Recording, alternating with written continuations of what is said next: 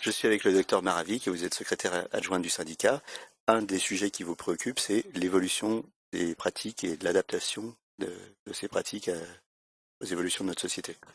Tout à fait, comme la société évolue, la pratique médicale évolue, donc la rhumatologie n'est pas épargnée par cette évolution, donc il faut adapter ses pratiques, adapter les modalités d'exercice, tenir compte des nouvelles modalités de financement et de leur évolution en fonction des choses qui sont décidées sur le plan national. Donc il est important de connaître un petit peu toutes ces règles et de voir comment on peut continuer à faire de la médecine de qualité et qu'elle soit rémunérée à juste titre, et c'est aussi notamment un des combats du syndicat.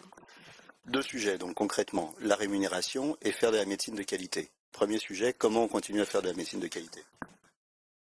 Il y a la démarche de développement professionnel continu qui est une des thématiques qui sera abordée, mais il ne faut pas non plus attendre cette obligation pour initier et avoir un petit peu des démarches qualité au sein de son exercice professionnel, mettre à jour ses connaissances en participant dans des programmes de formation médicale continue. Enfin, pour moi, c'est intrinsèque à l'exercice professionnel. La rémunération, on dit toujours que la santé n'a pas de prix, mais qu'elle coûte. Alors comment on résout cette équation? La rémunération, déjà, il faut connaître les règles de rémunération et voir pour les activités qui ne seraient pas rémunérées à juste valeur, qu'est-ce qu'il est possible de faire et de savoir si l'argent qui est utilisé à bon escient. Et donc après, il faut revoir toute la trajectoire du patient au sein du système de santé pour pouvoir utiliser les ressources à bon escient. Concrètement, un ou deux points? C'est extrêmement difficile, puisque je ne suis pas décideur. Déjà, il faut bien connaître le poids des pathologies. Je crois que c'est vraiment une des premières choses à connaître, l'épidémiologie des pathologies en France.